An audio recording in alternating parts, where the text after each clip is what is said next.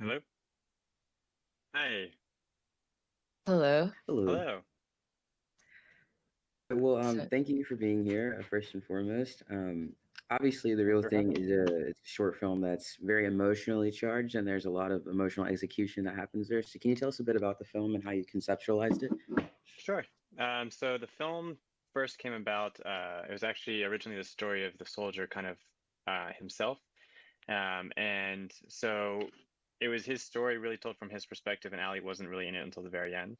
And then as the writing changed and the characters became more fleshed out, I realized that especially with the way things were when I was writing it and the way they were headed, it seemed with their country. I wanted very much to tell her story as much as his. And so the emotions really come from both sides. It's very much her emotions going through a day in the life of a young trans child, and then also his emotions with a soldier returning from war, um, and meeting their child almost again for the first time. wow. So Abigail in the chat asks, were you worried about any criticism that you might have received before you released the film or while you were Uh, making it? Yeah, so I'm not sure which criticism you're speaking of directly. We've had definitely I don't know how to let's just say transphobic criticism uh, throughout the process. Definitely after our release, when we released the film, which was I think about a year after we put it into festivals. All of our festival feedback was very kind. We had a few questions, and I tried to attend as many of the festivals personally as I could, or Sophie would go if I wasn't able to.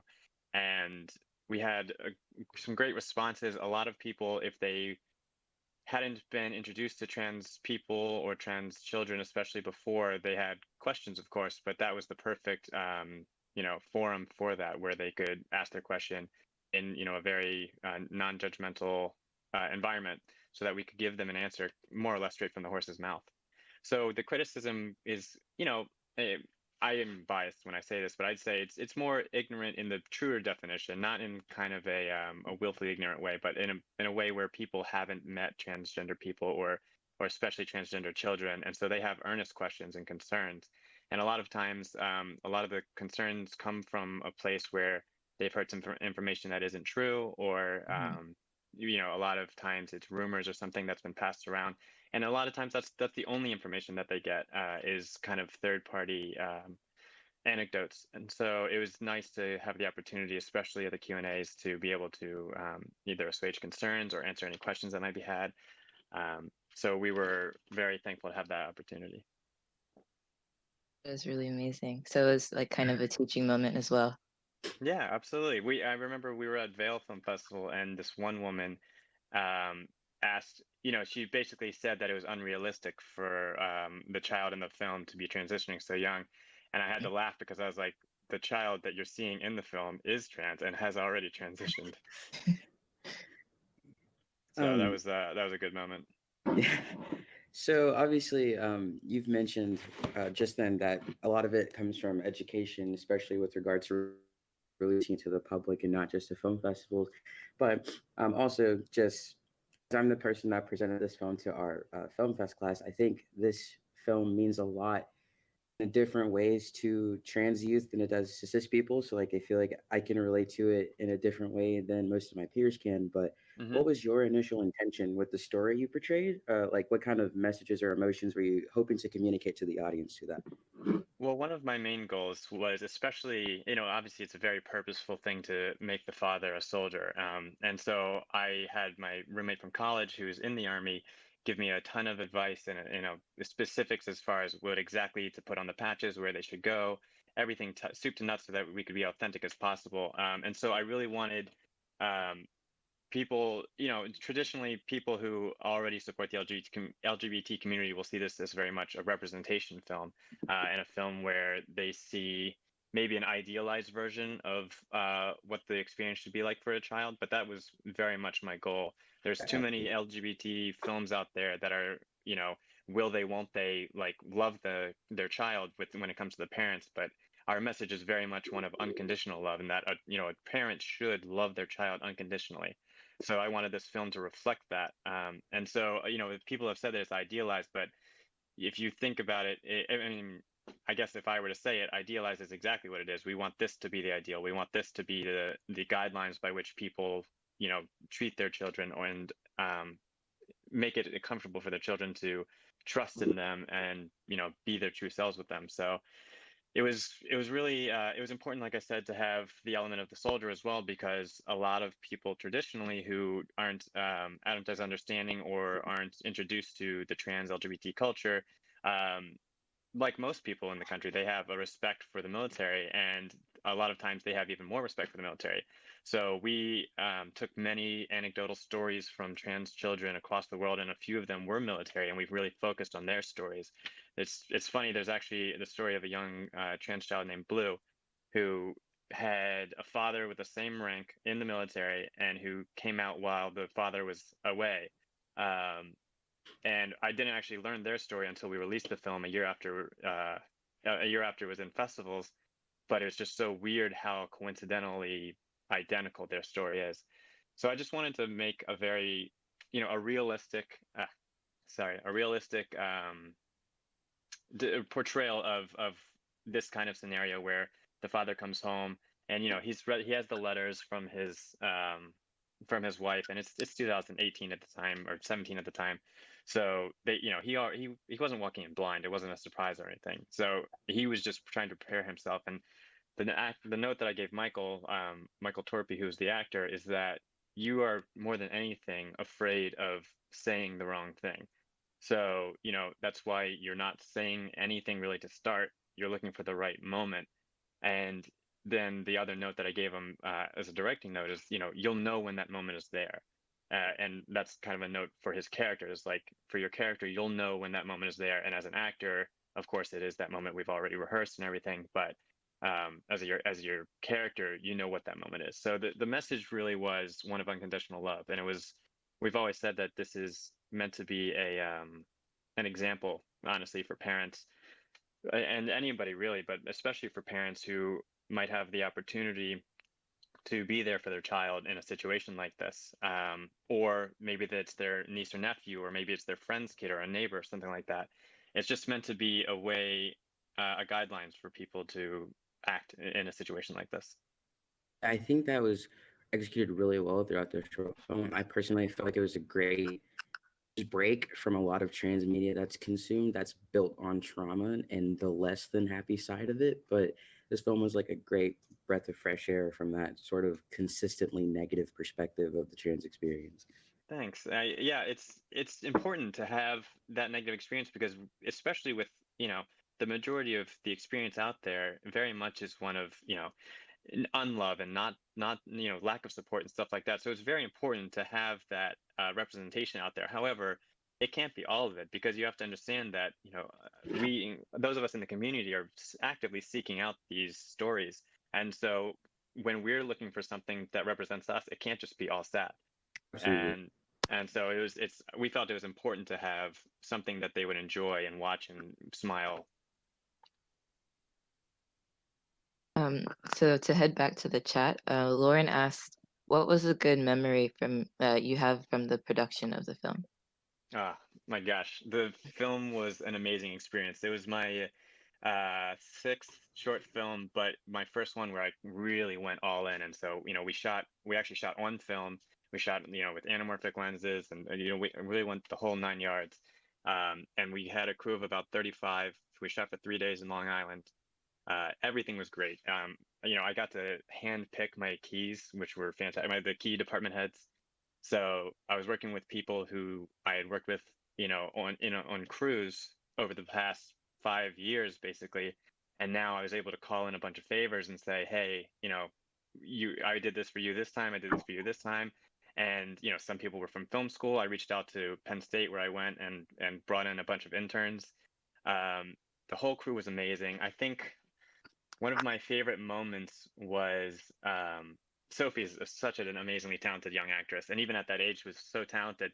And she's also at the same time a little kid, so she would run off set and like play with the other little girls on set, and then I'd call her to set, and she would just turn on And so just seeing that moment where she instantly falls into character, it, as a director, that's exactly what you want to see. And especially my directing style, I'm not a big fan personally of method actors, because for me acting is a portrayal, and you shouldn't have to be the person in order to portray the person, the character. So it's seeing that person, seeing that actor turn on right there in front of you is such an amazing experience. But I think my favorite moment um, probably is well, honestly, one of the memories that stands out is the art department. That room, her pink room, is actually a college boys' room, and it was dark gray walls with marijuana posters on the wall, and like there was like hookahs in the room, and all sorts of different furniture and everything. And so we gave them the first day, while we were out shooting the outdoor exterior stuff. They changed that room entirely into a pink room. We shot there the second day, and then on the third day they changed it all the way back. So it was only a pink room for 24 hours, but when I walked in there the first time, I was blown away. And they did the same thing with the middle school classroom. That's actually a college classroom. And they took down all the college materials and put up all sorts of like younger student, presidents on the wall and stuff like that to be kind of a sixth grade classroom. So the art department blew me away. But the moment, of course, when Michael delivers that line, and I think we only did one take and then one for safety, because both Michael and Sophie were so very on their game in that moment that we didn't need anything else. It was perfect. Speaking of the delivery of that line, so one of the most moving scenes in the entirety of the film is when Allie's dad calls her by her actual name for the first time, which is a great contrast to the beginning of the short film, in which she's dead named by, we presume, a teacher in the school. Can you talk to us about the symbolism behind the stylistic choice and whether or not that being the only dialogue in the short film was intentional? Yeah, of course. So originally, when the film was first being written, the intention was to have zero dialogue at all, and it was more or less a challenge to not so much see if we could do it, but really just to tell this story in a visual way. And before the line "alley" existed, we had some confusion in the audience over what the teacher was doing. And so when you hear the dead name, that's actually my voice that I recorded into a laptop just as a temporary use in one of the edits, just to see if that helped audience members understand. So when it did, I was like, oh well, I can't have that be the only line in the entire film. And so when I was writing the next draft, I included the two words "Hi, Allie," at the end. And for me, it just bookended it so nicely. And their performance on the day, everybody took just such a deep breath to hold ourselves back from crying. It was very moving, even in the moment. And then to see it in the final cut, or even in the cuts as we went through. So yeah, it was very, very intentional.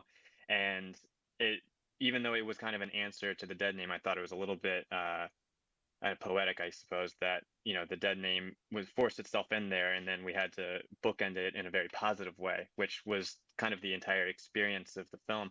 Um, and yeah, we've had a lot of people comment on that, and I think, like many short films, it each film is its own animal. And there are films, like, you think of any sort of Aaron Sorkin film, and Aaron Sorkin's films are really built on the structure of the dialogue, and that's like the most important thing by far, is the dialogue and the delivery. And so, as a director of an Aaron Sorkin film, you're really paying attention to every little intonation and making sure that the tone is right and the delivery of each word hits the points and gets the message across. And then, of course, you have other films, like a Terrence Malick film, for example, that has far less and is more visually based. And I like to think, not necessarily that we're a Terrence Malick film, but that we were able to tell the story, get the dialogue and the message across in a very visual way. Yeah, that last moment in that film, we were just talking about it. But like our entire class was just like really moved by it. Like I know some people said they were like crying at the end. It was just beautiful. Oh, thank you so much. Um, our professor Gareth Jones says, do you have any thoughts on Elliot Page's announcement in relation to his film and having trans actors play trans characters? Yeah, so I haven't read too in depth into what Elliot was saying. I had an interviewer ask me once about my opinion on this, and for me, honestly, I think my opinion solidified in that moment when they asked me. But essentially, my rule of thumb is, if there is an authentic actor out there to, breathe life into the character and do it in a way that does the film justice, go for it. I mean, why wouldn't that be your first choice of a person?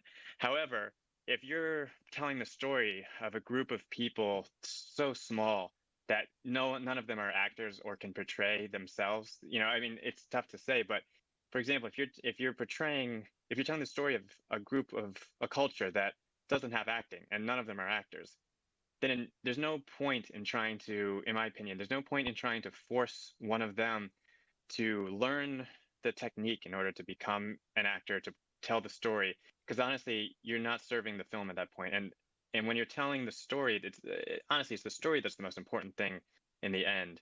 So if you can't get the story across via that actor, then that actor is not the right person for the job. So it comes down to who is the right person.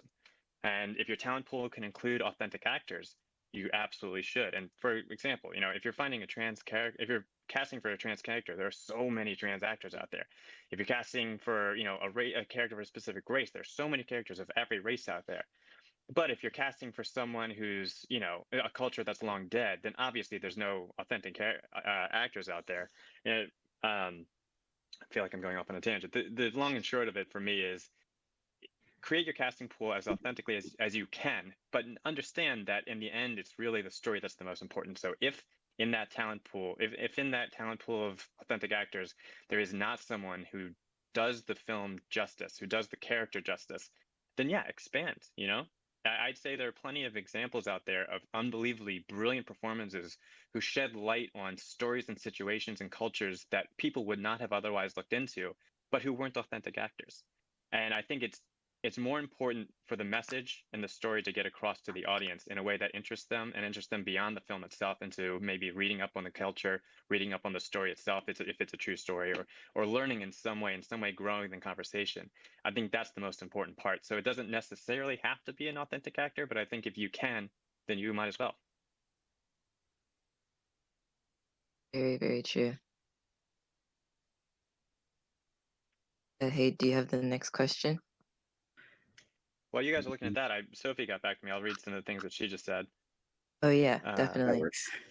So in relation, she said, I'm not sure exactly what she's answering. She only sent me the answers, but she said, I really related with the character from the outset. I could feel her trepidation, and I tried to portray that in the film.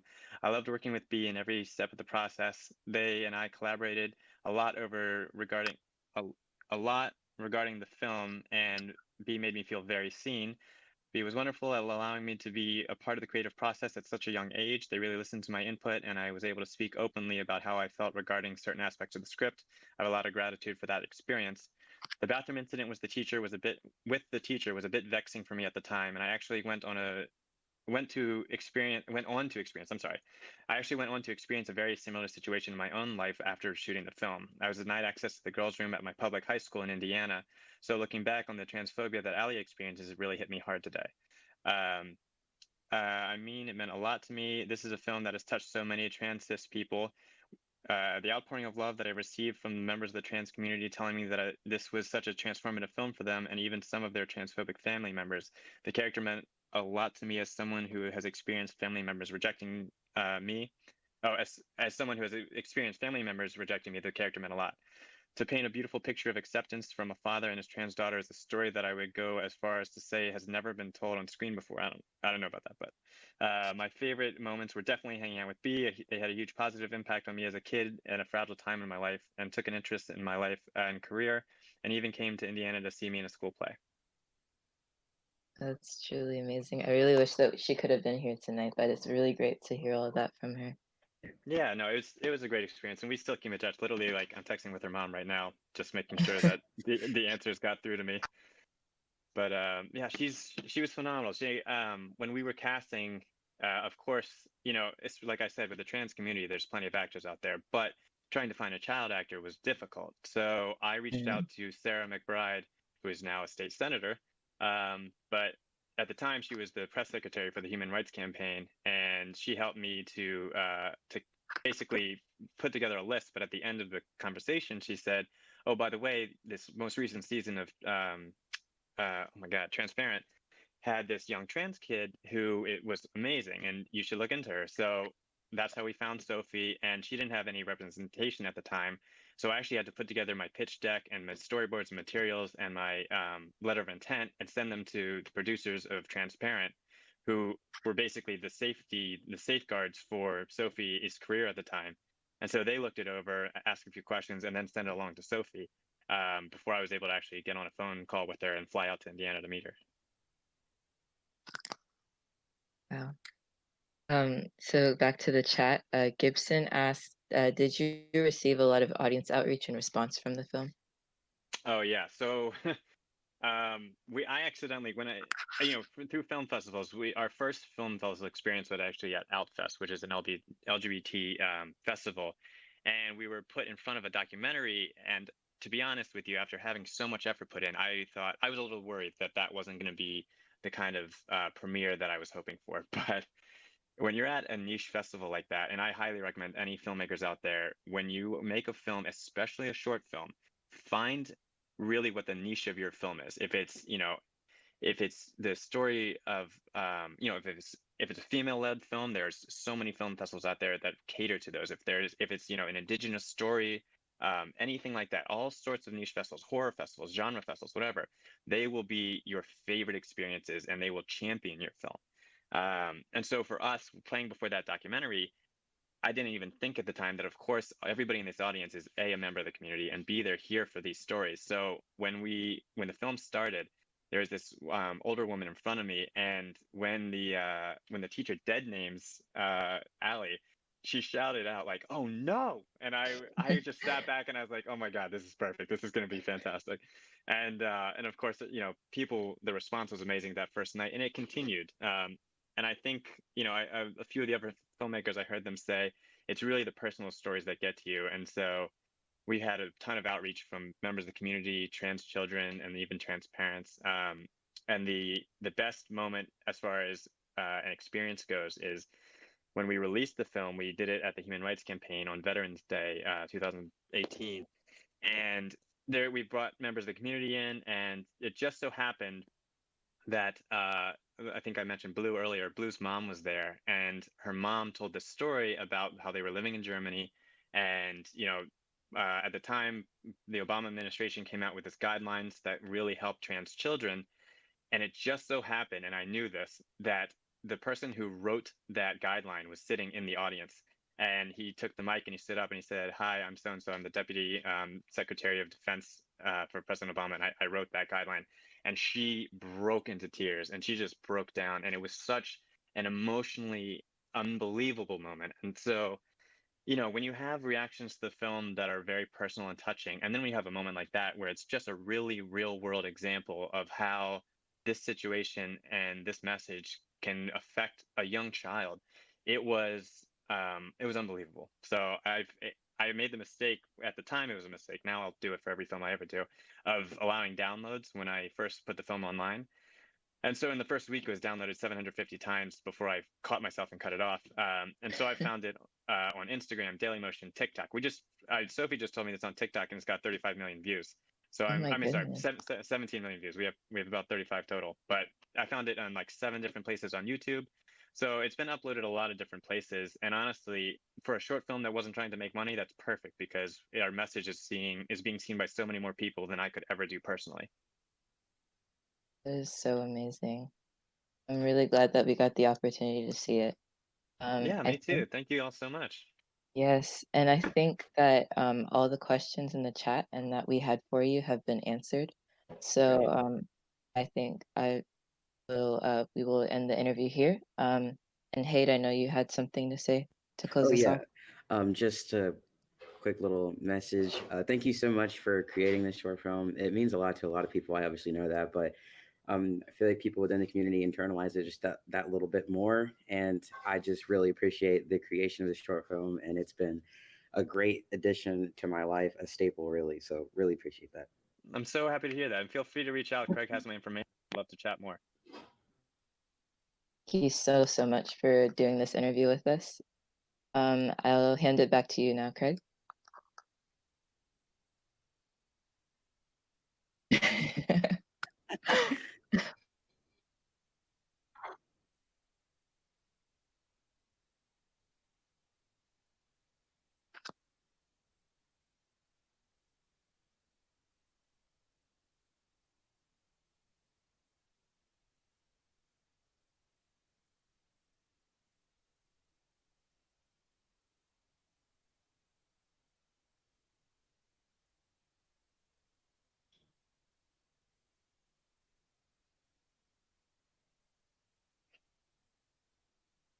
you.